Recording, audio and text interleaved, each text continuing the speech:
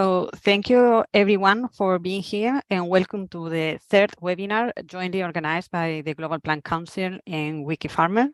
This time we will talk about regenerative agriculture, why and how can farmers adopt it, a global overview. So, and with global, we mean we have brought to you three different perspectives, one from the European Union, from the Netherlands, one from Latin America, Argentina, and finally one from Africa, from the country of Kenya. Stay tuned until the end for the Q&A, as always.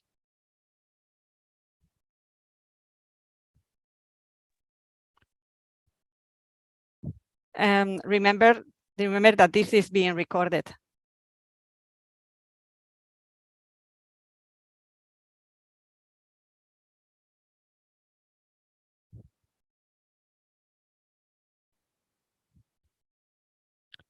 Sorry, it's that I'm hearing myself so loudly. We can hear you quite clearly though, no worries. Okay. Hello everyone, I am Stella, I'm the Senior Content Manager of Wikifarmer Library. I'm excited to be with Isabel for one more webinar. It's the third that we organize, as I said, and stay tuned because we have such an amazing group of speakers today and a very interesting topic. So we promise that you're going to like this webinar a lot. Mm-hmm. Thank you, Stella, for saving me. So first, I wanted to reintroduce you in case you don't know about the Global Plant Council, who we are and what we do.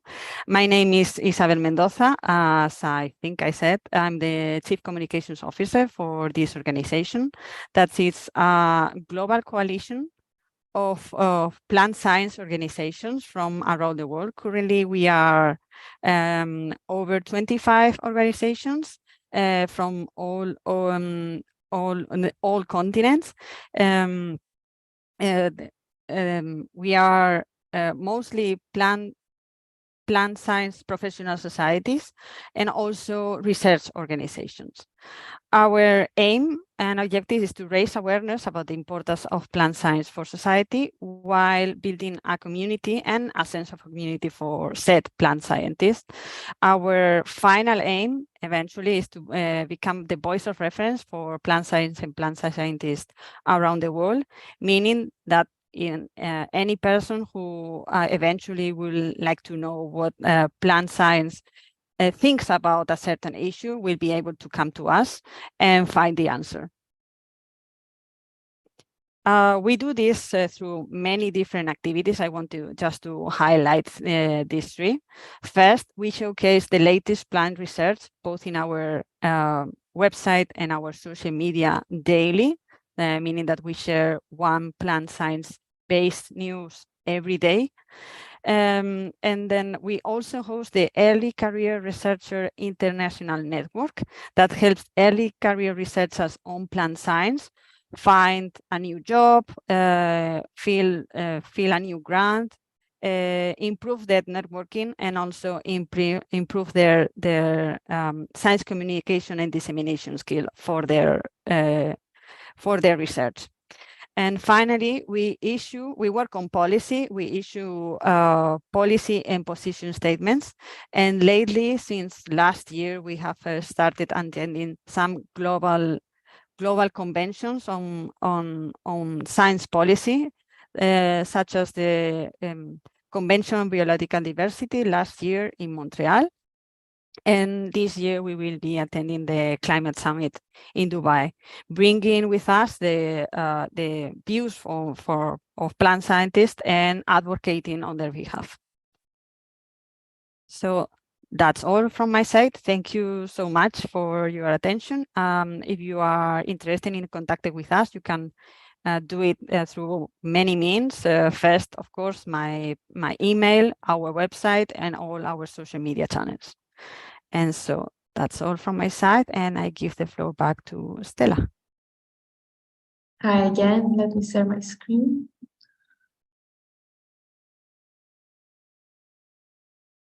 Perfect. I think you can see it, right? Mm-hmm. Great. Okay. So let's start with the agenda.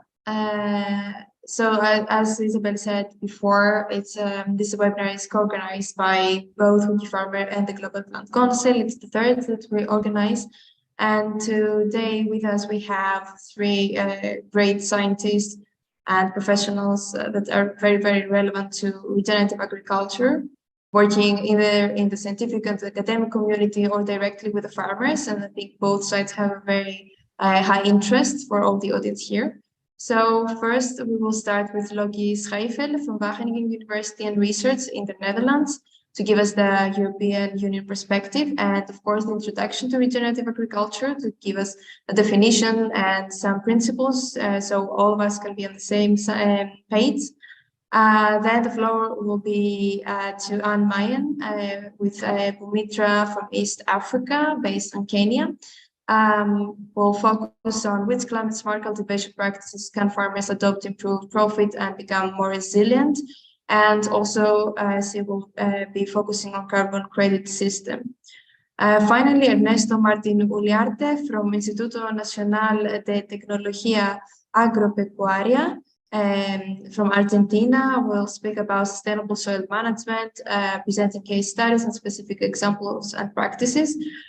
Stay until the end because we will try to answer as many of your questions as possible. So an overview of the attendees today. I always like this slide to see a bit of the numbers. We're very lucky to have with us many people from Asia and Africa, as you can see, but also from Europe and America.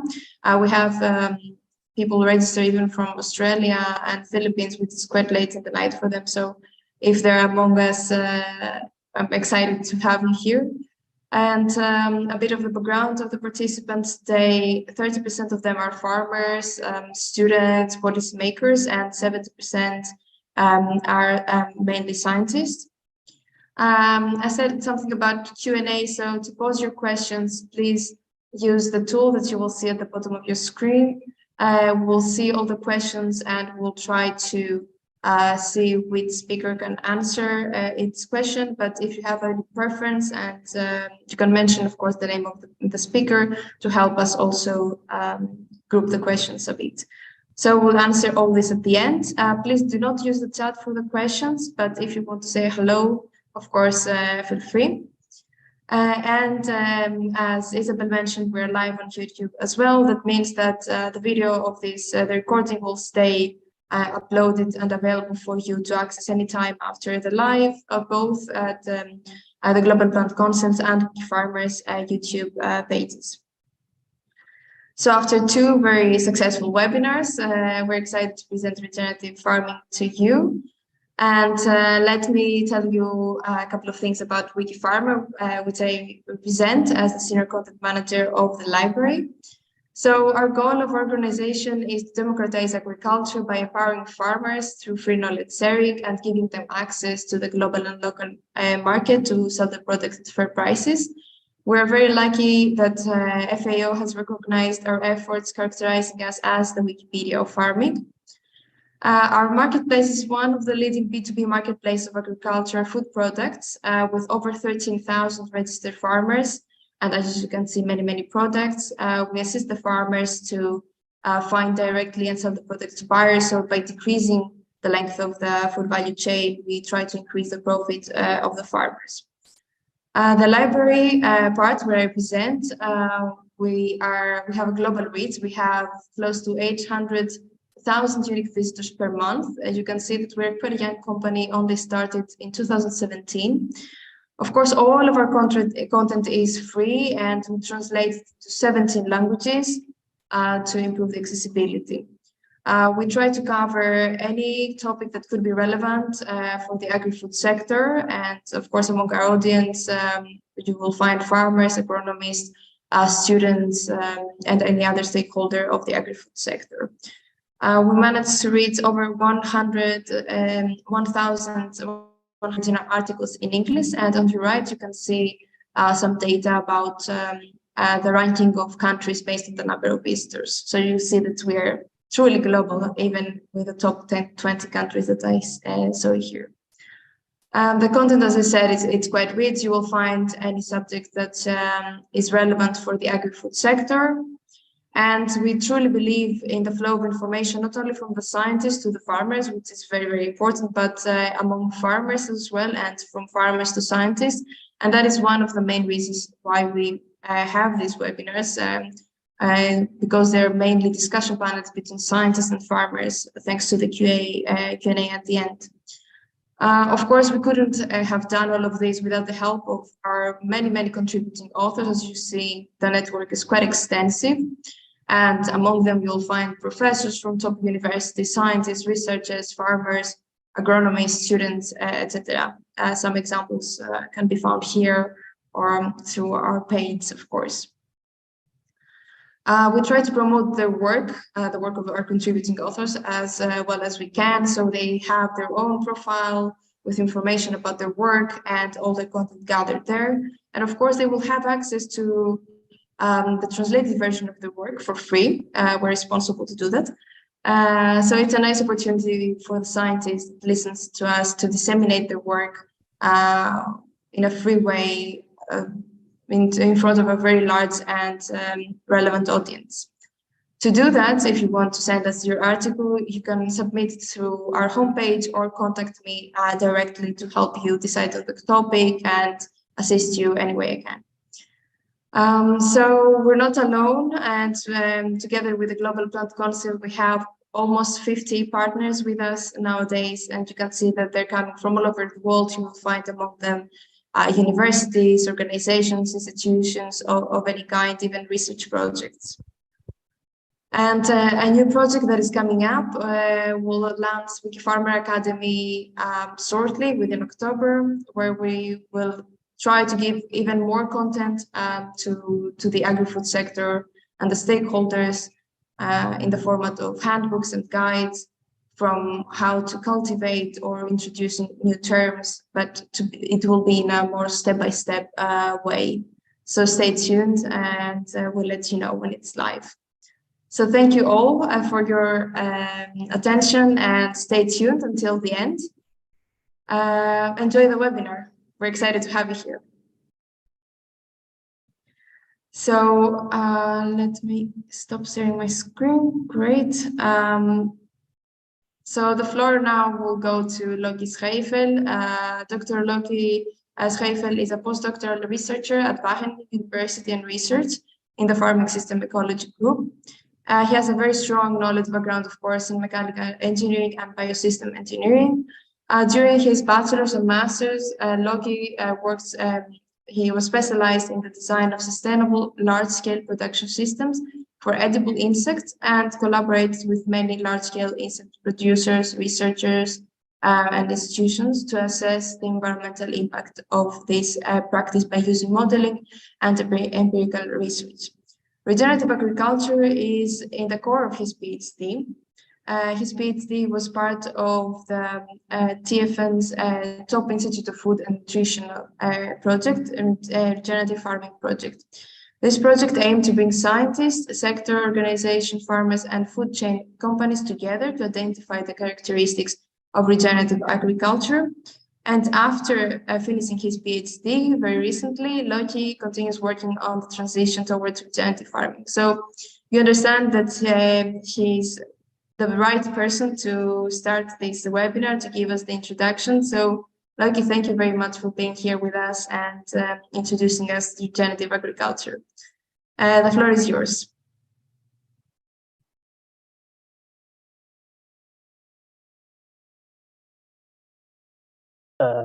Thank you, Stella. I was not really prepared for such a nice introduction, but thank you for that. It was a big background check. So indeed, I'm Loekie Schreefel, really happy to be here. I indeed finished quite recently my PhD on the very topic of regenerative agriculture, and indeed continuing that research. In my PhD, I really focused on finding the meaning of regenerative agriculture, but also especially what are the environmental impacts of regenerative agriculture. And in a later stage, I also tried to research how can we monitor the success of regenerative agriculture? When is a farmer regenerative or not? But today we will not discuss that. Maybe the other speakers. Today I will solely focus on explore with you what regenerative agriculture is, and also give a little bit of an introduction to that topic. So let's start at the beginning. I think we all know that we need food, and we very much like for food that we are eating most of the times. And we also know that the way we produce our food is considered nowadays environmentally problematic. And I really want to quickly highlight a framework, the planetary boundary framework, which shows the environmental pressures we actually putting on our planet. And quite recently, and that's why I wanted to show this, is for the first time, researchers of the Stockholm Resilience Center were able to quantify these environmental limits and where we are on these limits. And this is very dramatic, to be honest, because 6 of these 9 boundaries are currently crossed. And these boundaries, these limits really present if we can still survive as human beings on this earth. And what is really important about this is that agriculture is, of course, the cornerstone of our global food production system. And we contribute significantly to these environmental pressures. If you just look at climate change, agriculture contributes for 22% to global greenhouse gas emissions. If you look at biodiversity loss, 68% of the species we currently have are at risk of extinction. And if you go further, we also see more and more unhappy farmers. I don't know if you know the news a little bit in the Netherlands, because I saw there was a lot of people outside of Europe, but we faced a lot of protests in the Netherlands with farmers really for several months blocking highways, and actually at one point also became aggressive to policymakers in our Ministry of Agriculture because of their legislation. And these farmers were not regenerative farmers per se, but were especially conventional farmers, which were confronted with new legislation to be more environmentally friendly. In this case, they tried to reduce the nitrogen emissions in the Netherlands, but this was really drastic. And the governments wanted to slash livestock numbers with sometimes more than 50%. So it was really a problem in the Netherlands. My intention of today was not really to give a pessimistic story or a depressing story, but it did set the scene for agriculture, how we face it now today. And I think, and that is going to be the nice thing today, we will discuss new approaches of farming that actually form solutions for these challenges. So if you talk about agriculture, there's actually various solutions proposed. People talk more and more about sustainable intensification. In the Netherlands, the Ministry of the Netherlands, they actually presented a vision about circular agriculture. And Stella told you that already had a webinar about climate smart agriculture. The organic movement is also growing a lot. In the Netherlands, we only have like 3% of the farmers being organic. But if you look, for example, at Switzerland, more than 10% is already organic. And yeah, more recently, also regenerative agriculture is really popping up as a solution. And actually, regenerative agriculture is kind of now at the forefront of these approaches of sustainable farming. It becomes really popular. If you look at the number of articles over time, and this is only the peer-reviewed articles, we see that more or less since 2018, this is really skyrocketing. So it's dramatically increasing in attention. And if you then look at the actors actually supporting regenerative agriculture, we also see a lot of differences in there. And so if you look at the industry supporting regenerative agriculture, you see that they're working on certification, on trying to support farmers in their transition. You see different policymakers trying to associate themselves with regenerative agriculture or envision different objectives. We see farmers that are already claiming to be regenerative. And we see NGOs and knowledge institutes doing more and more research about the matter. So when I started the PhD in 2018, exactly when this regenerative approach of farming became more popular, I faced a challenge because my focus was really on finding out environmental impacts of regenerative practices. But all these different actors you see here had their own definition for regenerative agriculture. And to really find out these impacts of these regenerative practices, I first needed to get an understanding of what regenerative agriculture was. And this was really confusing because they all had their own understanding. So what I started to do is I did a quick scan. So I just looked on the internet, like probably many people here today did, and tried to collect these definitions and make sense of it. And this kind of became a word cloud, really messy. I saw some overlaps, some convergence, but especially a lot of divergence between these definitions, a lot of differences. So when I did this and was thinking about it, I said, well, actually, I cannot continue my studies if I don't have a real clear picture of what regenerative agriculture is. So what we did is we started a systematic literature review to really look in the scientific literature about how different researchers define regenerative agriculture. So when we did a systematic literature review, we found almost 300 different articles with definitions of regenerative agriculture. And based on a level of convergence, we tried to create themes of regenerative agriculture. And if you go take a look at the themes, they look like this. Here you see the core themes of regenerative agriculture, which we found. And you can immediately see that this looks really complex. And maybe this nicely reflects the complexity of regenerative agriculture. But today I will try to talk you through this figure to make you understand what is in there. So first, if you look at this figure, you see that these themes reflect different objectives and activities defining regenerative agriculture. And if you look more closely, you also see that these themes relate to different levels of ambitions, to different scales. So if you look at the improvement of soil biodiversity or improvement of soil carbon, they relate more to a farm level, especially these activities are, of course, farm level activities. But if you look at themes like regenerate the system or reduce environmental externalities, these are actually quite vague and a more higher level objectives.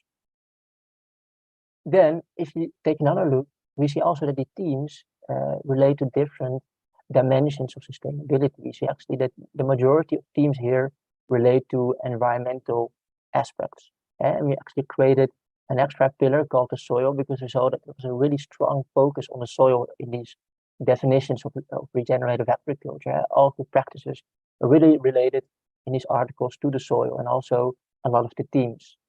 But we also saw that there were social and economic themes. In this case, we only found actually one overlapping theme for the social aspects and one overlapping theme for these economic aspects. It does not mean that these social and economic aspects are unimportant in regenerative agriculture. Because if you actually look at the number of articles referring to a theme, you see that it's actually still quite high. The reason why we couldn't create more themes on these social and economic aspects was a lot of divergence within the theme itself. So, for example, in this social theme, also there's animal welfare, but there was only one article mentioning animal welfare. The whole article was dedicated on animal welfare and regenerative agriculture. But because there was only one article, we couldn't create an underlying theme. So if you now look at this figure and ask yourself, what is regenerative agriculture? I think it becomes quite clear that there's not one uniform definition for regenerative agriculture, because these themes and these objectives are not equally relevant for every farming systems, and also these activities are not equally applicable for every local context. If you ask what is regenerative agriculture to a dairy farmer in peat soil, this is very common in the Netherlands to have these farmers, they will probably focused on climate regulation. They they have cows with their methane emissions, but more important, they face a lot of carbon emissions from their feed soils, which is oxidizing. So probably they will focus, if they talk about regenerative agriculture, really on this climate regulation. In this case, the theme is called Alleviate Climate Change. But if you ask the same question to an arbor farmer on a clay soil, they will give a very much different answer. They will probably focus on soil biodiversity or soil compaction. So this is very different. But then again, I think if you do one step backwards and ask such a question on a higher level, for example, to policymakers, I do think there's some convergence in here. So if you ask to a policymaker, what is regenerative agriculture? We can tell him based on his review, well, we think that regenerative agriculture is a farming approach that really uses the soil as the basis, regenerates and contributes to multiple ecosystem services, and enhances not only environmental, but also social and economic dimensions of sustainable food production. And we published this article a couple of years ago in Global Food Security, and maybe, I don't know if that's possible, but maybe the organization can share this article in the chat. It's publicly available, so it's open access. But what I wanted to quickly tell is, based on my PhD, and especially this review, is really set out a new line of research in our group. Because in our group, we work with various models from the field level to the global level with various purposes. So we have a model called the Soil Navigator, which is really used in our group to assess soil health at the farm level for different farmers, but also try to suggest different practices for farmers to use. We have a model called the CFOS model, and here we can implement changes like dietary changes. Say, hey, what if the whole world is vegan or vegetarian? How much greenhouse gas emissions would we still have? What would be the land use change? And based on this new trajectory of regenerative agriculture, we actually asked the question: well, what if Europe or the whole world becomes regenerative? What would be then the emissions? What would be then or soil health or performance? And this was actually a question that we were not able to answer yet. So we started thinking, so we kind of now start to know what regenerative agriculture is, but these environmental impacts are sometimes still really unclear. So what we have said now is the coming 3 years at least, we want to set up a European database to start with. If it is a success, we go global with it, to collect and map out regenerative initiatives across Europe and try to collect the data there is and make it open access to actually put this in this kind of models and for other researchers to use. So this is a quick call for action. So if there's an audience here and they work in different farmer networks in Europe, please contact me, and then maybe we can set up some collaboration in sharing this data. But for the rest of the webinar, I actually wanted to give 2 quick takeaway messages. So I hope from this review, we learn that if we talk about regenerative agriculture, we really see, first of all, the soil as the basis.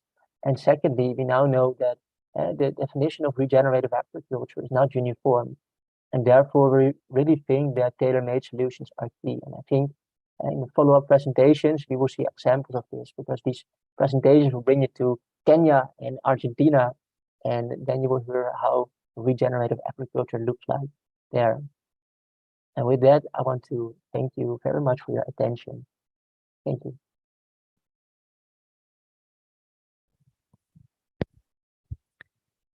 Thank you, Loekie, for this great presentation, explaining what regenerative, or trying to explain more or less what regenerative agriculture means for many people, especially for what it means for policymakers, because that could be, in the end, what helps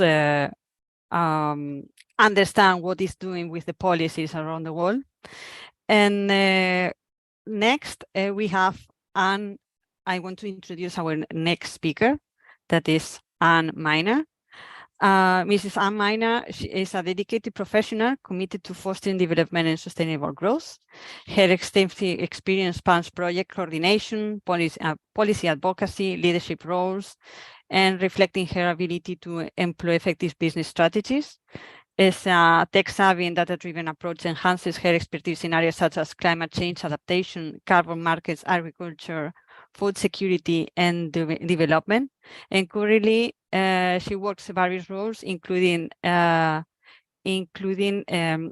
lead for Boomitra in East Africa. Her educational background foundation includes a bachelor in horticulture. And thank you so much, Anne, for being here. And now the floor is yours. Thank you so much, Isabel. Dr. Loekie, that was a very interesting presentation. Great segue into what we're going to be talking about right now. So let me just put up my screen.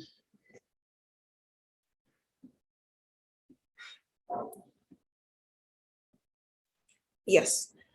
So as Isabel has done, as told us, my name is Maina. I do lead the projects in East Africa at Boomitra, and I am based in Kenya, Nairobi. So what we do at Boomitra is we incentivize farmers with carbon credits for their improved agricultural practices. Just as Dr. Loekie said, there is no uniform definition of regenerative agriculture. So for us, we call it improved agricultural practices. We also term it as climate smart agriculture. But when you look at what are these practices that we're naming as so, they all circle back to the same things. So we've already been told about the impact that climate change is having on us. It's creating such a gigascale problem. And we are also seeing that our soils are highly degraded. And twining these things together, you realize that our smallholder farmers are struggling to provide for their families. So I'll focus a bit on the agriculture side, mostly around smallholder farmers and what they're doing to be able to improve their resilience. So as I mentioned, we are focused on improved agricultural practices, and someone may call it climate smart agriculture. So these climate smart agriculture practices, based on our understanding, have three pillars, where one is you need to sustainably increase agricultural productivity and incomes, which is one benefit of actually practicing these climate smart agriculture practices. It also helps us adapt to and also build resilience of our people and also our food systems towards climate change. And last but not least, it also helps us reduce emissions of greenhouse gases. So for you to realize the scope of these climate smart agricultural practices, you need to identify the synergies and also the trade-offs between these three pillars. This is going to be very crucial for you to successfully promote the adoption of these improved agricultural practices. So just to talk about the first pillar, which is to increase the productivity, that is one big potential of climate smart agriculture practices. When you adapt these practices, you're able to produce more, and the food that you produce is better, and you're also able to lead to improved nutrition security. Once you're able to produce more, you're also able to boost your income, and also this helps you increase income for your households. The other pillar that I will talk about is enhancing the resilience of our farmers. When you adopt improved agricultural practices or climate smart agriculture practices or regenerative agriculture practices, you're able to reduce the vulnerability to drought situations. We have increased pest situations and diseases, but with these practices, you're able to mitigate this, and you're also able to increase your resilience to that and other kind of risks that may come and shocks as well. So this helps you to improve your capacity to adapt and also to grow. And it helps you to be able to, to be able to adapt to the coming changes, even in the long-term stresses that may come. The third pillar would be to reduce the emissions. So this might be a focus I'll talk about at the end, where we are able to help our farmers layer onto the benefits with carbon credits.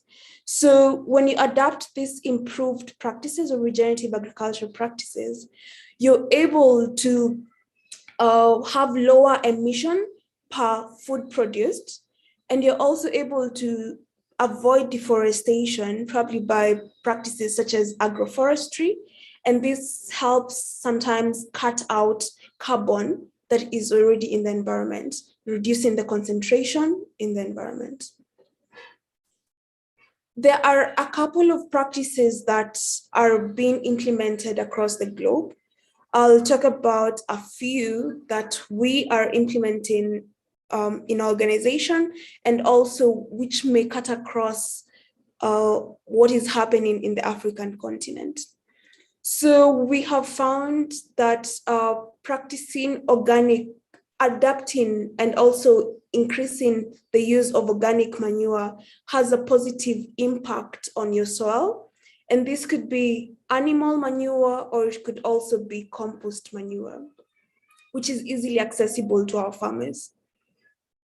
We also promote the use of minimum tillage, and this is highly used across the continent, where we have people who use reapers, which are able to till minimally. We also use chisels. They also use things such as standard basins, and they also weed minimally and also sometimes do not. And they also promote practices such as potato surface planting, which is very specific to the potato production sector. Another way to actually increase the positive impact on your soil. You remember when Dr. Loekie was talking about regenerative agriculture, it revolves around a couple of things, such as the benefits to the planet, the benefits to the people, the benefits to the soil, and also it being profitable for it to even make sense for people to adapt it. So when you have like soil cover, you're able to retain the nutrients in the soil. You're also able to retain the organic matter that is in the soil. And sometimes when this soil cover decomposes, it increases the organic matter that is in the soil, increasing your soil organic carbon. Other practices that are being practiced are things like crop rotation and also intercropping, where we have found that that interdependency between cereals such as the legumes, such as beans, soybeans, the groundnuts, and intercropping that with things such as maize creates a good dependency, which could increase your amount of soil organic carbon. We also have practices such as agroforestry, which we found that it's easier for people to establish tree nurseries, and also sometimes intercropping trees in the edges or just in the middle of their farms. So I'll talk a bit about the benefits of the practices that we found very common in the African continent, the first being minimum soil disturbance. So things such as minimum tillage would fall under minimum soil disturbance. And some benefits that come from this is you're able to protect your soil from erosion, and also you get to save on some costs such as fuel, and also you're able to save on time, and you're also able to save on your labor. So when you also have that minimum soil disturbance, you're able to increase your soil organic matter, and you're also able to prevent actually the emission of some of this carbon from the soil to the environment. So as much as we're actually absorbing that carbon, we need to retain it in the soil. So things such as minimum soil disturbance helps and enhances this retention. And with these practices, you're also able to increase water infiltration. The other practice, such as use of permanent crop cover or generally use of crop covers, you're able to recycle the nutrients in the soil, and you're also able to increase carbon sequestration. And we have also found that it also helps in suppressing the weeds. And when we have heavy rains, like at the moment we have the El Nino heavily hit in Kenya, we are able to protect our soils from these erosions that may happen. The other thing is crop rotation and intercropping, which is done by things such as maize and beans, which are very common crops in Africa. This helps improve the efficiency in the water use. It also helps control the pests, and it also helps improve soil fertility. And we found that yields are increased. But generally, with all these practices, either one practice or intertwining all these practices, we found that you're able to increase your yields over a period of time. So agroforestry is also a common practice that is promoted and is adapted by farmers. I think this is the most common practice that we have seen in Africa, probably because it's a bit easier to implement. So when you plant a couple of trees in a land that you're also implementing agricultural practices, you're able to shield your livestock and also your crops from wind and also extreme weather conditions. And also that interdependency helps in increasing the crop yields. And you're also able to bring the pollinators into your farm, which has a positive impact on the productivity of your crops. It also helps create microclimates, which are very essential in areas that may be dry or generally just any area. Sometimes these trees also help in slowing the runoff, and they help in reducing the soil erosion in the areas that they have been planted. And above all, they also help sequester carbon, that is, absorb the carbon, and improve the soil health while doing so. So regenerative agriculture is not a very easy practice to actually adapt. It involves a lot of behavioral change because you're moving from conventional practices towards more sustainable practices. And so it's difficult to bring that change on a social level, also economically, and also on our soils, because you're so used to the conventional practices. At the initial stages of implementing this regenerative agriculture, we have found that it's actually a bit expensive, but we do look at it in terms of what are the long-term benefits that we're going to be getting.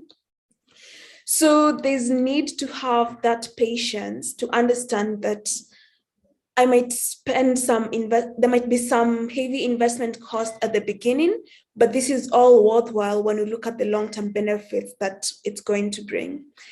And when you're practicing regenerative agriculture, there's need to have that consistency. We've also experienced challenges where I think just going back to what Dr. Loekie said, there's no uniform information on what regenerative agriculture practices are.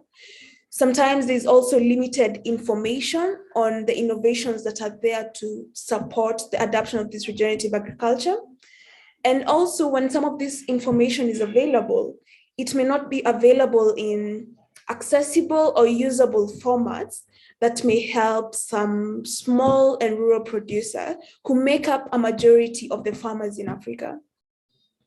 And also we have found that to make this information effective, it's important to package it in a transition-like manner, as opposed to having one-off training session, to ensure that there's that consistency And there's that progressive adoption of these improved practices or regenerative agriculture practices. We also have, I was actually talking to someone who's telling me that in the area they operate in, or in the country they operate in, they have found that there's very little support towards the promotion of this climate smart agriculture from both the public and also the private institutions. So I think one thing that needs to be done is there need to be that increased public and private support to be able to help the farmers who are adapting these improved practices or regenerative agricultural practices by probably helping them get access to things such as inputs, equipment, and also things such as credits and insurance, so they can be able to manage their risks and also invest in long-term climate actions. So as much as there are limits towards promoting and also adapting these regenerative agricultural practices, we have found that there's a high willingness among farmers to adapt the practices because they understand the overall benefits that may come to them, such as improved resilience. They're also able to increase their productivity. They're also able to get other benefits such as carbon credits, which I'll just give a mention about later on. So far, we have seen adoption of these improved agricultural practices, but at a very low rate. Research shows that 2 to 3% of farmers in Africa actually adapting these improved practices. But so far, what has enhanced or accelerated the adoption has been the low technological needs, because when you think about some of these practices, they do not need a lot of technological investment.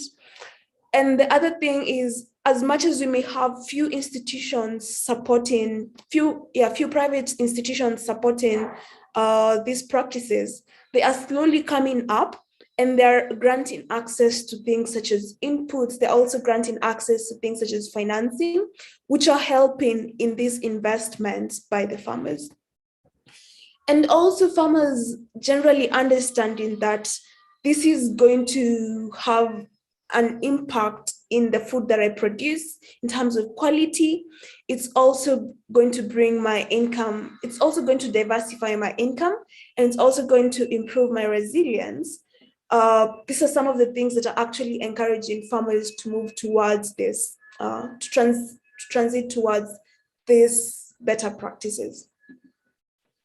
So right now we have talked about regenerative agriculture practices. We have talked about what are the impacts of these practices. So how do we actually enable farmers adapt these practices, and what are other benefits they can actually get from this? So at Boomitra, what we do is we incentivize farmers with carbon credits for these practices that they have actually adapted, which have led to an increase in the soil organic carbon. So we make farmers realize that, hey, I have actually been adapting improved or regenerative agricultural practices. My soil health has improved. I have been having some good yields at the end of the season. And we are now coming in and helping them realize that you can get additional revenue from the increase in the soil organic carbon.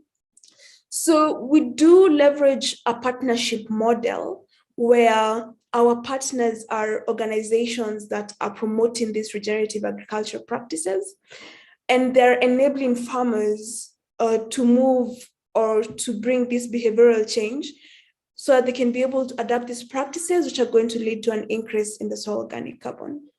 So us as Boomitra, we bring in our artificial intelligence and remote sensing technology, which is able to quantify the increase in the soil organic carbon over a period of time. And through certifying bodies such as Vera, we're able to generate carbon credits from this soil carbon, from this increase in the soil organic carbon.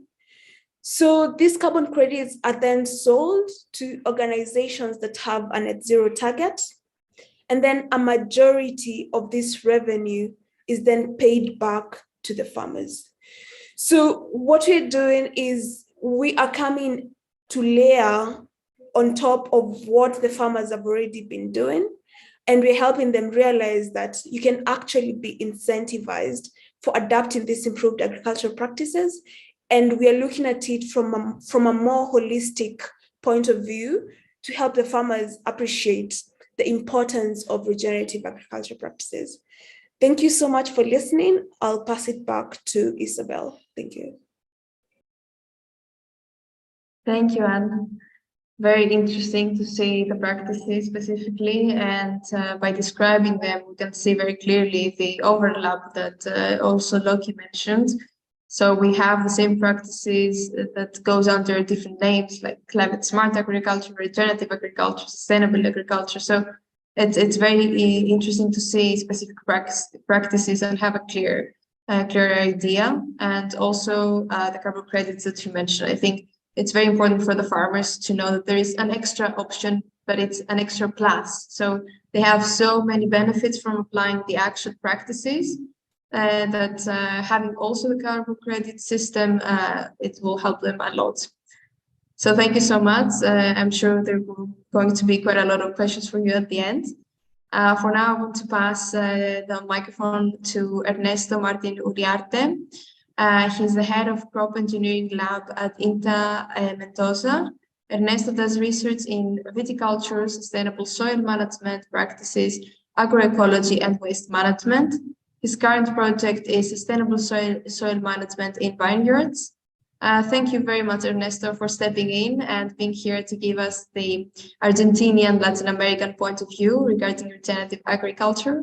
So thank you so much again, and the floor is yours. Okay, thank you very much for the invitation to this seminar. It's a pleasure for me to be here. I will try to share my presentation. So, well, I don't, there. Well, I am replacing Jose Portela. We work together in a sustainable agriculture group of the regional Mendoza San Juan from the National Institute of Agriculture Technology. It's an institution of research and extension from the Argentinian government. So we will present a regenerative agriculture strategy in horticultural agroecosystem of Western Argentina. So we start working in this topic. We work a lot since maybe 20 years ago, working with focuses in agroecology approaches and also organic agriculture in a place where we have an arid and semi-arid environment in the Western Argentina. We're in the South America, in the center and west of Argentina. And you can see in green all the irrigated oases that covers 3% of the total area of the province, Mendoza province. That is one of the very well known because of the agriculture. It's a very important cover crops producer. So we have the water coming from melting snow is crucial for our crops. If we don't have this water, we have very low precipitation, as you can see, 267 millimeters per year. And extreme temperatures, the maximum temperatures in summers goes between 29 to 30 degrees, and in winter, 3 to 5 degrees with frost dangers. So we are expecting that climate change will have an important impact in this kind of climate. So the temperature increase, we are expecting 1.5 in winter, and then 3.5 in the summer, and also less snow precipitation, between 10 and 30% lower, increase in the risk of hail, frost, and wind intensity. So we will have less water availability, and this is critical for our agricultural harvest. So just to show you how important is agriculture in our province, in Mendoza, and for the country, because we are well, the first producers of almond, peach, plum, and grapevines. More than 70% of the cultivation area in Argentina is in Mendoza. And also we are the first cultivation area in vegetables, flowers, and aromatic herbs. So horticultural crops are very important for us.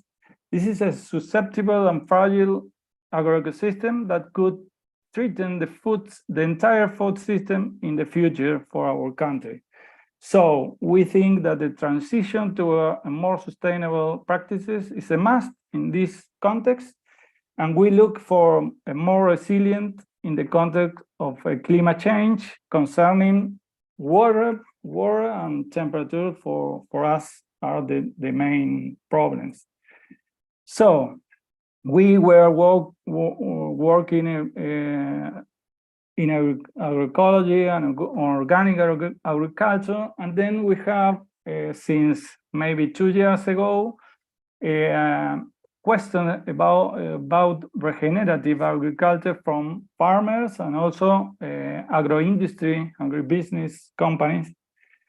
And well, what Loekie was explaining in deep, because in regenerative focuses, but we like this picture to show you. This is easy that you show you look in the picture, but I would like to just to light some things in regenerative. This picture try to show differences and similarities of 3 of the most important movements, like regenerative in dark blue, organic in light green, and in dark green, agroecology. So there are a lot of ways that are mixing in, because some concepts are the same. So regenerative agriculture mainly focuses in environmental degradation, and then organic also look at the human health as an important topic, and then agroecology take care also from the rural poverty and power imbalances in the entire food system. So the main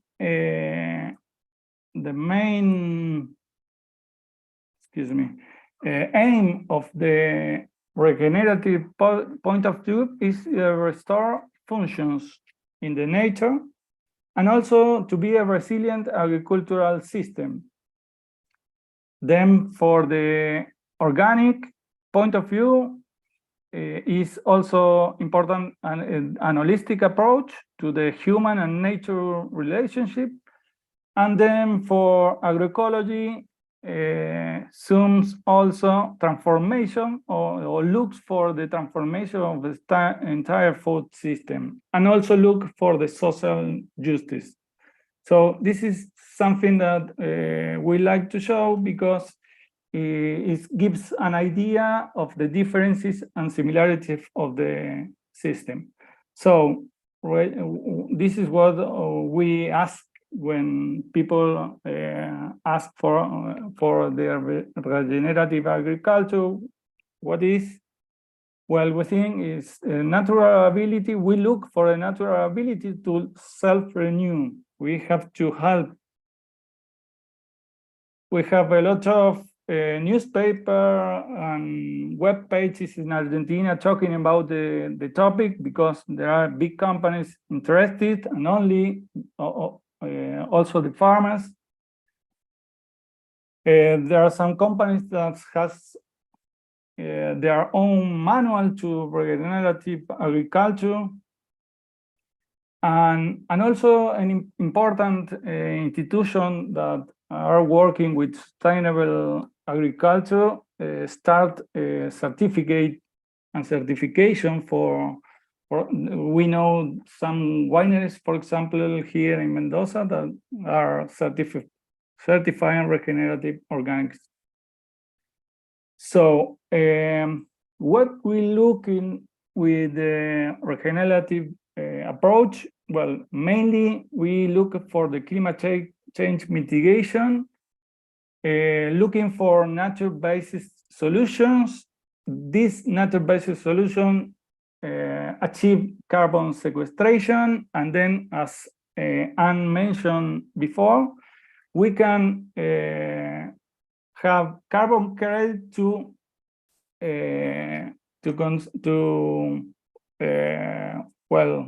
give an advantage to the farmer who improve his management in agriculture. So we also know that there are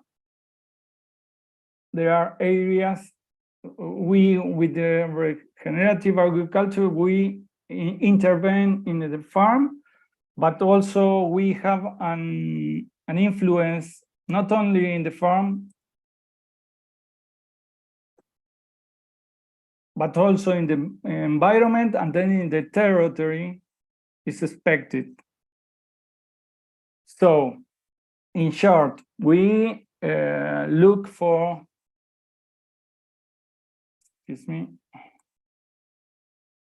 we look for the conservation and efficiency of the main natural resources for us that are soil, water, and biodiversity.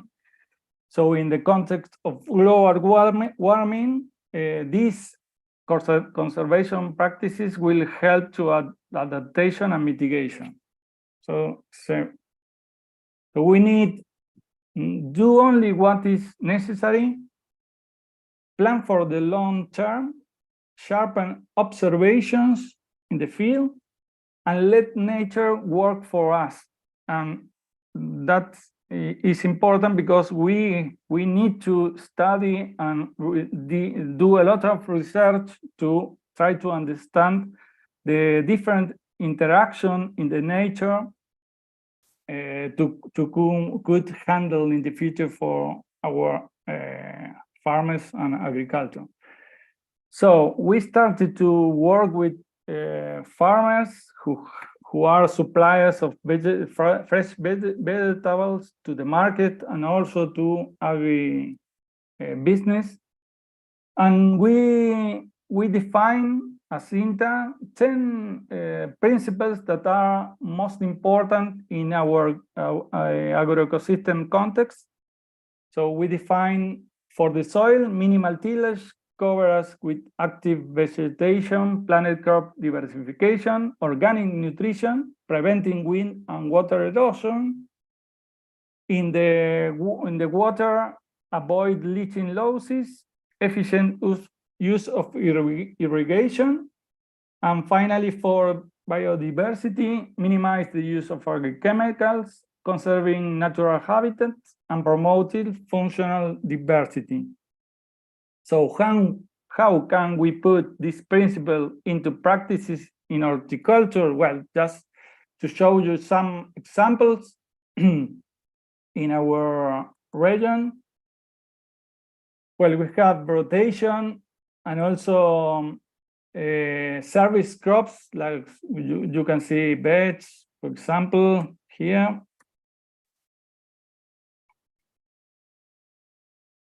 Okay.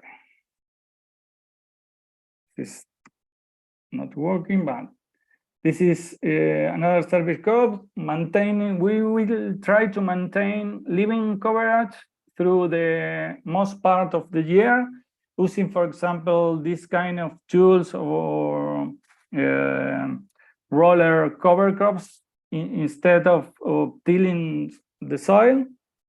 So this is another example of minimum tillage with pumpkins and also some garlics working with dead plant covers and vegetable mulching. This is another example of fruits and garlic in the interspace,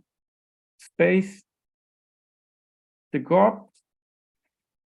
Also working some experiences in organic nutrition with manures and also with residues from plants harvest, composting it, and also making some biofertilizers or bio inputs, working also with compost tea to improve nutrition. We also trying to include strip cultivation, for example, garlic with strip of rye and beet mixing. This gives some benefits. The crop rotation of these strips also, and we look for an heterogeneous covers who could increase the interaction between roots and also has a work in restriction of pests. We also know that it's important to redesign the environment, not only in the farm, but also in the entire territory or environment in the farm. And well, we try to there are some examples in other parts of Argentina of working with the government also to try to do ecological corridors. Also working with flower strips between the main crops to attract beneficials. And we know and we are convinced that there are no one strategy for each farm, as already some of the speakers told, because there are a lot of variables that you have to consider. So final reflections. Well, the conventional crops are intensive in care and are heavily dependent on external help. So we have to see regenerative agriculture as let nature work for us. Yeah, thank you very much for your attention. This was fast, but just to try to show some experience of our point of view.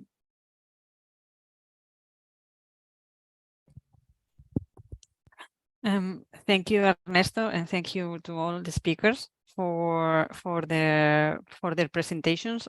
We have lots of questions in the Q&A tool. We are, however, first I'm going to launch a short poll because we are, Stella and I are interested to know why the people who have joined us today are here. I mean, it's a very, very, very simple. It's going to take just a couple of seconds for you to answer. For all the participants, it will stay open just for 1 minute. But in the meanwhile, I'm going to start with this Q&A with one question that is specifically to Loekie. But if anyone wants to jump in, you are welcome. So it's a question from Muhammad Amir Khan in the toolbox. I'm going to read it out loud. Respected Loekie, thanks for introducing regenerative agriculture concept. This concept is still unknown to most plant scientists and specifically to farmers in many developing countries. Are there any initiatives that can help in introducing these concepts to new and potential customers? Do you know of any of these initiatives? Yeah, thank you for this question. Not sure in the context he is working in, but actually this is what we really want to do in the coming 3 years. We want to map out the regenerative initiatives in the first case in Europe, but then also to a more global level if we have the opportunity. But some international organization really supporting the regenerative agriculture is Regenerative International.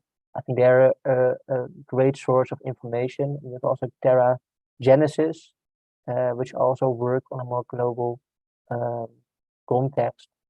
But I'm not sure where Mohammed is coming from and in which context he is asking this question.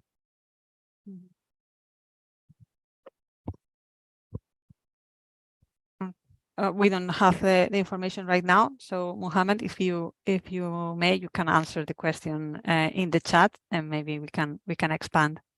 Yeah.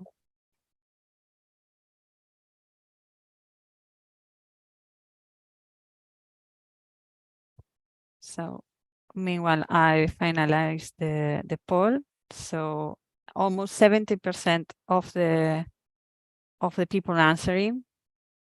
I'm sharing. So almost 70% of you have answered that I'm curious about regenerative agriculture, and that's why I'm here. That's cool. So thank you. And then 16% of you answered I'm transitioning from conventional to regenerative agriculture. We hope that this is being useful for you. So don't hesitate to ask your questions right now or later on through the different means that are available. And then there is another 16% that answer other. So if you want to expand in the chat, that would be very interesting for us.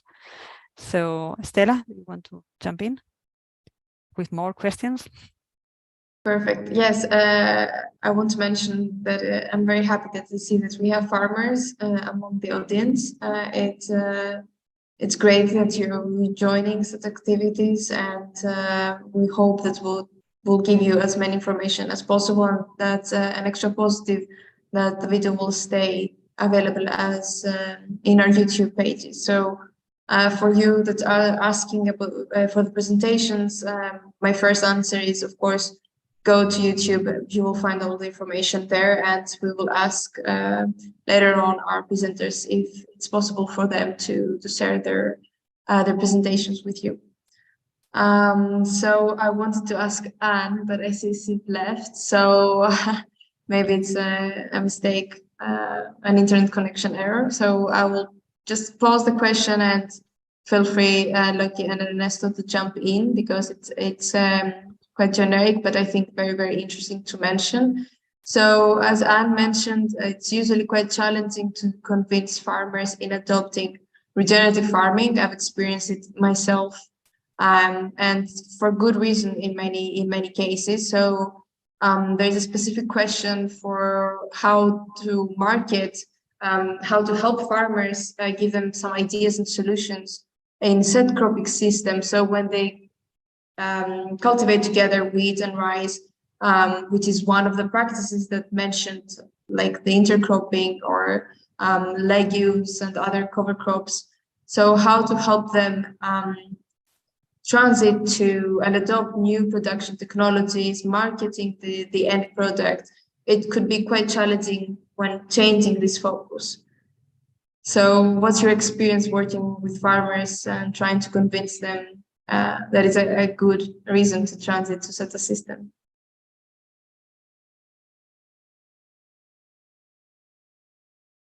Maybe I can go first and give my suggestion, then maybe Ernesto can go afterwards.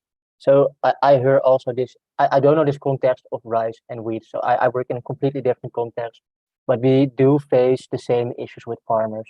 So we have actually quite some farmers in our network aiming to transition towards regenerative agriculture.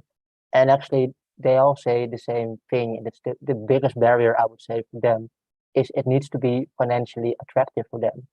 If they cannot make money out of it, they will not do it. And the second one is knowledge, so how to do it. So I think what we need to try to do is make it financially attractive for them. So if we can create a system where they actually benefit financially from it, it would be great. Because now in the Netherlands and in the European context, farmers get paid for their produce maybe on their production levels. But if they also get paid to improve their biodiversity or improve their carbon, and they get paid for that, we make it already financially attractive for them. And then the second challenge is, of course, okay, how should they do that? So there's also maybe a knowledge gap and a need for farm level tools which are easy to use for them to actually show how to apply these practices. But currently, especially this financial system is in Europe largely lacking, I would say. Thank you very much, Loekie. Yeah, I think both the Global Plant Council and Wikifarmer will try to share any information possible to help at least cover this gap in knowledge. And of course, all of your institutions and organizations are doing the best in the start of the research and working closely with the farmers. So I think together we can accomplish even more things and help even more farmers transit. Isabel? Ernesto, yes, please. Yes, I would like to share our experience because we work a lot with wineries or vineyard producers. So the problem is not only in vineyards, also in horticultural crop. The problem is that the transition to this kind of system.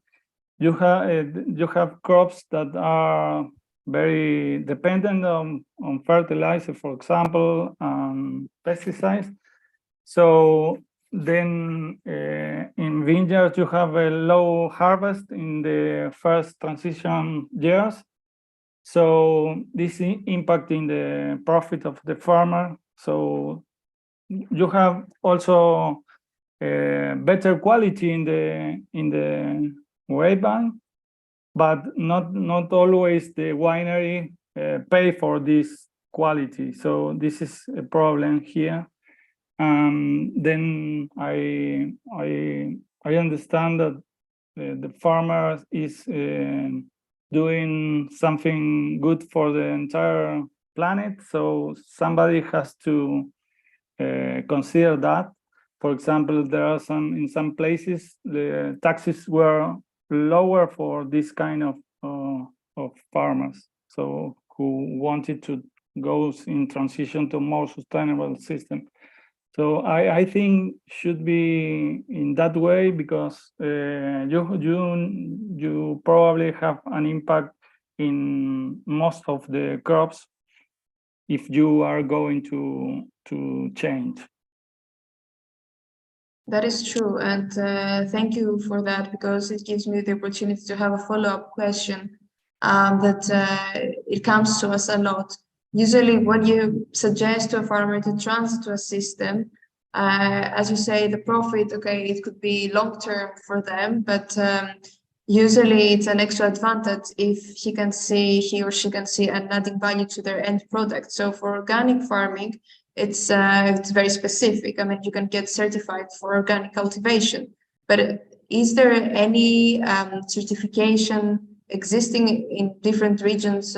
You can tell me, at least for Europe or Latin America, for a more generic system like regenerative agriculture? Yes, here in Argentina, you can certificate the regenerative agriculture.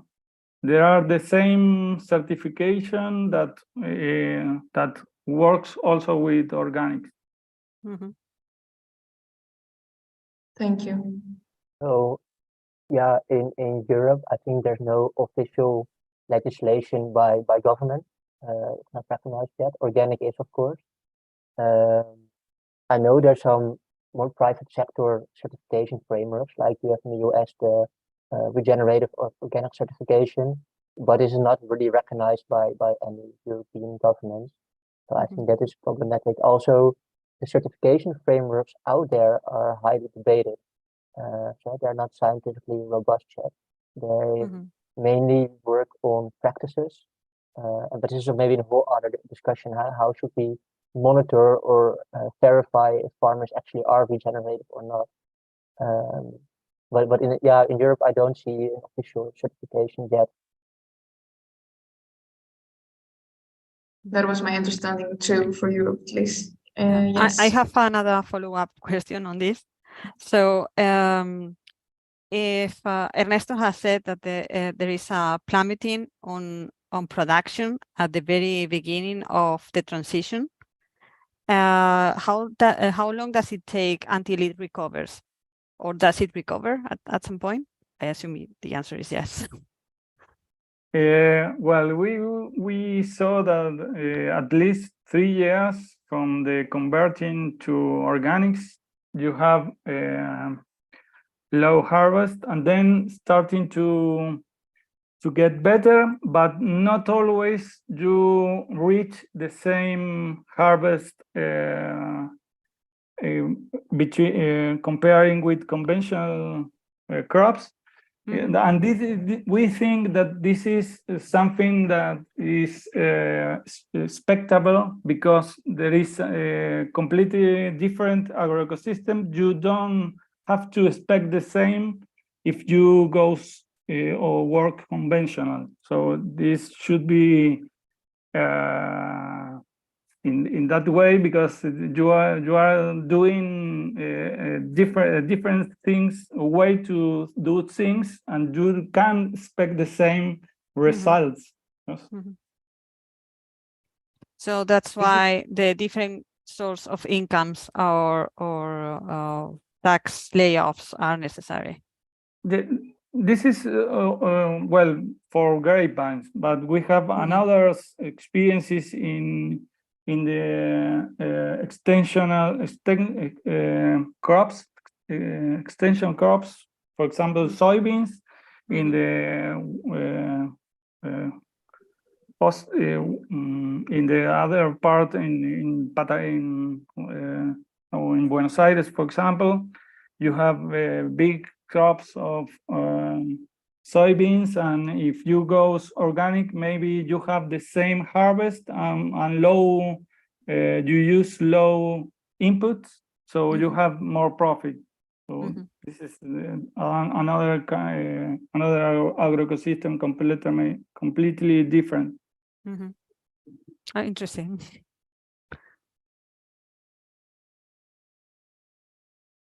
Isabel, do you want to take the next question? No, you go first. Okay. So I've seen a question from Rupert Knowles. He says the least bad way forward for most species worldwide turns out to be land sparing rather than land sharing. So for biodiversity, land sparing is better than land sharing. Is regenerative compatible with land pairing? Maybe Ernesto, could give it a try, because you discuss about strips with flowers, and if it's in the same area, or Loekie, if you prefer. I don't know if I understood well the question. Sorry. So Isabel, I don't know if you can elaborate. So there's, it says that there are two different ways to look at it: the land sparing and land sharing. I'm not sure if I know the practices specifically. I can maybe try to explain, or does Isabel want to do it?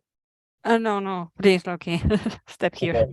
Yeah, I think actually it's a really nice debate, this topic. So the land sparing, land sharing issue is about, should we intensify agriculture and therefore have more room for nature areas? That is normally considered the land sparing issue, or extensify agriculture and make it part of nature. Then you extensify. So I can give a little perspective on it first, maybe then after Ernesto can do it, because I think he has more experience on this topic. But the question, I think, was, can regenerative agriculture also be part of the land sparing, right? In general, it's considered a land sharing option. I think it actually can be. Of course, first you need to ask yourself, what is land sparing? it's about intensifying agriculture. And if you talk from a Dutch or a European perspective, if you talk about intensifying, people always think, okay, this means directly to put a lot of cows in a barn. That's intensifying. It doesn't have to be the case. To be a bit provocative in this sense, like it can also mean that we all need to go for permaculture or silvopasture systems, because these are quite dense systems and also, belong to intensification. I would say. I think one part which is really problematic with regenerative agriculture and the land sparing issue, if you talk about more cows per hectare or whatever, is the issue of animal welfare. I think that is still really important in approaches to regenerative farming.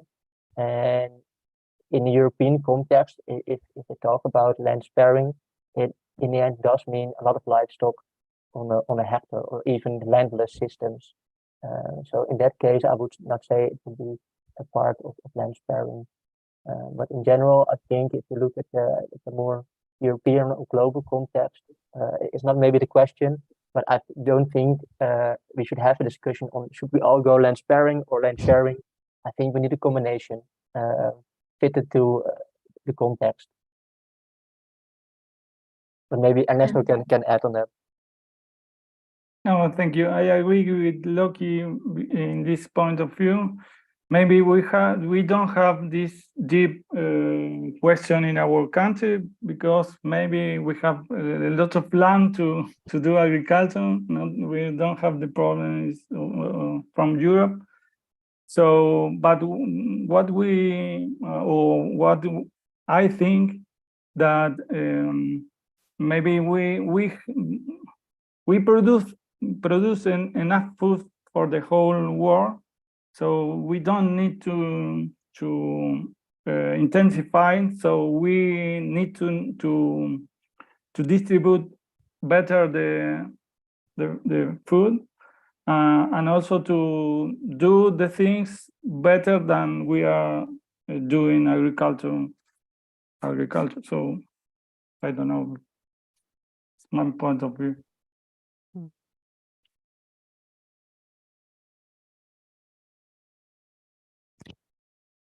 So should I jump in, Stella, with a question? Mm-hmm. Okay. I think this question might be best for Loekie because he has been the one explaining what regenerative agriculture is supposed to mean from different perspectives and how it overlaps with other concepts. So the question is from Jorge Acosta. What is the main difference between regenerative agriculture and agroecology? Because, and he explains, we know in agroecology we are able to restore agroecosystems with high levels of degradation. We call that agroecological restoration.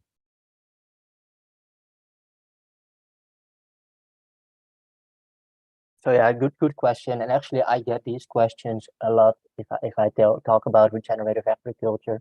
And maybe first we can draw the question a bit bigger. And how does it compare in general to other approaches of farming? And it's actually an interesting question. Because to be really honest, I'm not always a big fan of the word regenerative agriculture because it's again a new term on the pile of approaches of sustainable farming. I think what is interesting are the objectives it has, and these are very much overlapping with agroecology, but also conservation agriculture, climate smart, whatsoever. Of course, there are some differences, but if you look at it, most of them are largely overlapping. And I think at the point we go for certification, because that's always the next step, is maybe we should avoid to use terms like regenerative and just focus on outcomes. Just say, hey, what is the potential of this farm regarding greenhouse gas emissions or soil carbon? Because then you don't have to use or differentiate between regenerative or agroecology anymore. But I did some reading on agroecology as well. I think agroecology is a much broader term. So it's really, instead of an approach for only farming, it's really more of a movement. So it takes also a lot of social aspects into account, of social justice. And I don't see that coming back so clearly in regenerative agriculture. So in regenerative agriculture, it does have a social dimension, which discusses animal welfare, discusses labor conditions, sometimes even the happiness of farmers. But I think in agroecology, even education is a big part of it, and I don't see that really coming back in regenerative agriculture. So I think there's a scale difference in there to be short. That is true, and that is very nice having specific examples of the practices and the outcome, because we're usually getting lost with all this this terminology and the definitions and the overlap. There is a question from Dr. Sahid Ahmad about where livestock enters the equation. So, what is the role of livestock in regenerative agriculture? Loekie, you discussed about animal welfare, but could you please elaborate a bit more on how maybe a farmer having cows or other farm animals could join regenerative agriculture movement? Yeah, but I think maybe Ernesto has also something to say about this with his vineyard, because I work also with vineyards in Europe, not so much, but I did a little bit of work on that. But I think animals have a great and important role in regenerative agriculture. In the overview I showed before, you saw the activities, and one of these activities was mixed farming. And mixed farming means that you actually mix arable system of cropping systems with animal systems. Because I think if you produce crops, you always need fertilization, and this fertilization does not have to come from artificial fertilizers, but from animal manures. So you always need to have these animals to an extent in the system. And I think also these animals can be used as a tool, and therefore I refer to what Ernesto's work. If you work with perennial cropping systems, this is a great opportunity for silvopasture systems. So integrate the livestock in the system, maybe in this case not cows, that maybe it's too big for the vineyards, they will harm the grapes, but you can maybe use chicken, for example, which are helping with the weeding, etc. So I think they have a really important role to play. I think if you look more at the global scale, we need to find an optimal balance. So how much livestock can we have to have enough fertilization for our cropping systems? Currently, this is of course not in balance. Currently, we have so much livestock that, at least I speak now for Europe and especially the Netherlands, we are exporting our manure to Germany and to other countries because we have too much. And this was about the unhappy farmers. They needed to reduce their nitrogen inputs, and also slash their livestock numbers with 50%, which is insane. Farmers going bankrupt because of that. But that's highly problematic. So we need to find this balance, but they have definitely a big role in regenerative agriculture. That is true. And then we go to circular agriculture and different kind of systems, but same practices again.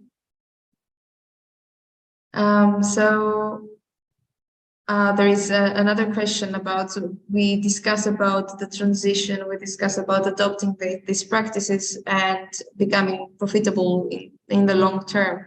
But someone is asking how we can count this long term, how long is that? How many years we take to transition and start becoming a profitable system for the farmer?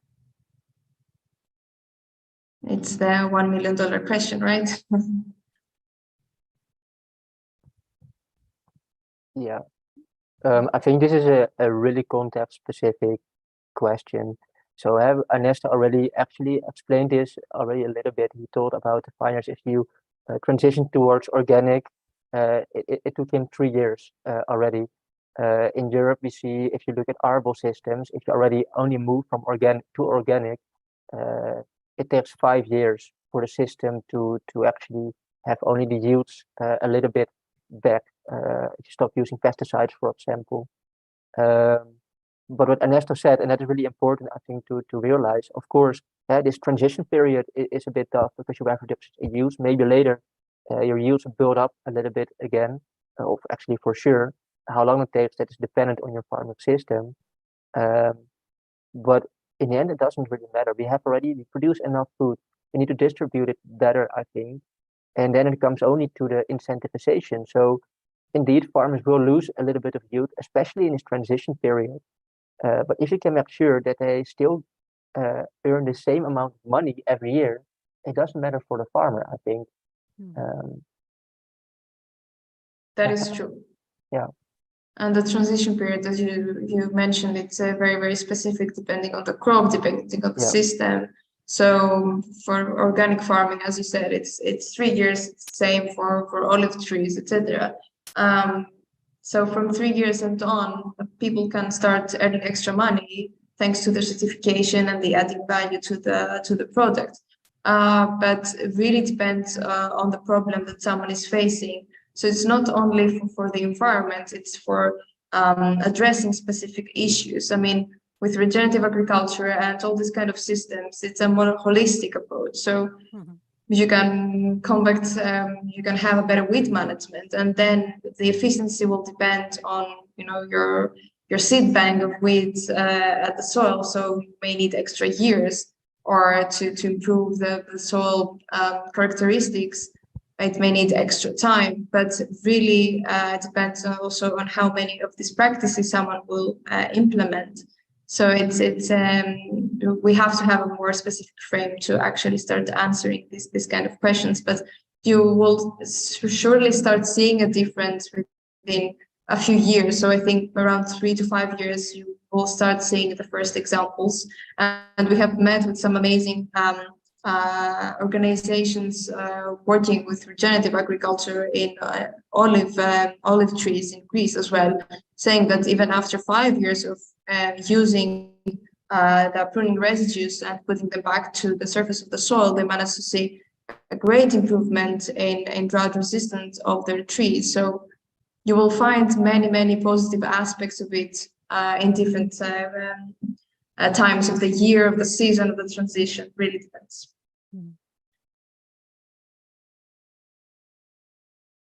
Isabel, do you want to take the next one?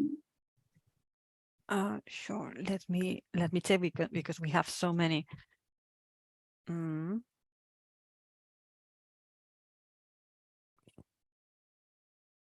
I got one if you want to gain time.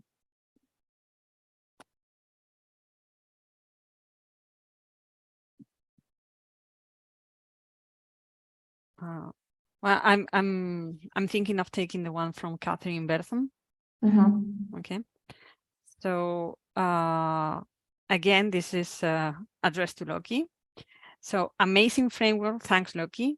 I'm wondering how you can match your framework to the outcomes we may desire from regenerative agriculture, meaning soil carbon, soil biodiversity, etc. I'm sorry, can you maybe rephrase it?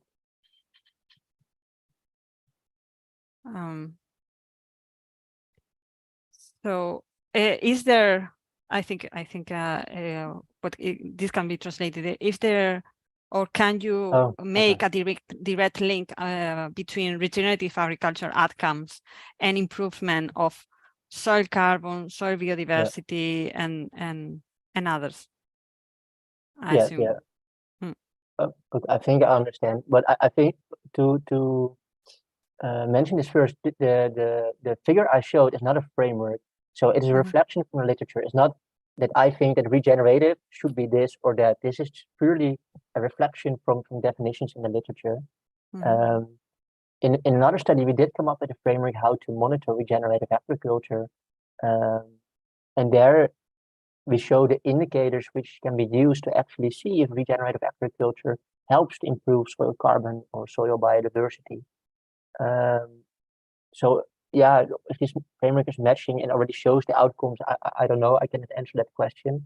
I think we need to monitor that first. What I can tell a little bit about that, about the framework we developed is many of the initiatives, and you see that same in organic agriculture, use practice-based indicators to monitor if a farm is organic, or in this case regenerative or not. We are really trying to move away from that and use more result and outcome-based indicators. Because if you stop using tillage, we know there's probably a positive effect on soil biodiversity, on fungi networks. Or if you use crop residues and you bring them back to the soil, use cover crops, there's a positive effect on carbon. But exactly how much is always unknown, because it depends, the effects depend on the farming system, on the local context, on other practices you are using on the farm. And maybe you indeed stop with tillage, but if you still use a lot of pesticides, you will not see an improvement in your soil biodiversity. So I think this framework is a reflection from the literature, but this is not enough to actually tell you if regenerative has a positive effect on these outcomes. You really need to have a monitoring framework from that with needs practice-based indicators, but especially also result and outcome-based indicators. But yeah, if I go into detail to that, that's a really complex story. That's for another time. No. Stella, do you want to ask another question? We are over time, but we're fine. Maybe we can go for one more. So the question is from Arabian Baines. Is can regenerative methods completely remove the need for nitrogen fertilizer produced to be added in the field? So I could give it a try, and either of the speakers wants to add something, please go ahead, because you have a more specific idea. So it really, again, depends on the system. I think it could be a bit easier on perennial crops. I have more experience working with olive trees. Could be similar with vineyards too. There are a lot of research and data to see what is being removed with the harvest from the field, and how much amount of crop residues can be used to compensate for some of the nutrients. So to a limit, that's something that can be calculated, but usually it's not possible to compensate with crop residues the whole amount that has been removed. Of course, here it depends on how intensive the system is, how large the yields you had in mind to harvest are. So it really depends, and depends on what we mean with nitrogen fertilizers. I mean, manure also and compost have a lot of nitrogen, and it's part of the regenerative method, so can be combined. Ernesto, I see you agree. Would you like to elaborate? Oh, yes, we have, we could, for example, in our soils, we have not enough nitrogen, so we need a lot to add. So we could replace the synthetic fertilizers, working with compost and also some liquid biofertilizers. So, and this nitrogen is very different from the chemical fertilizers, so it's more stable. So, and goes doing nutrition all around the year. So, well, I think that is possible mainly in vineyards, this is our experience, but also working some horticultural crops. Thank you for the input. Okay.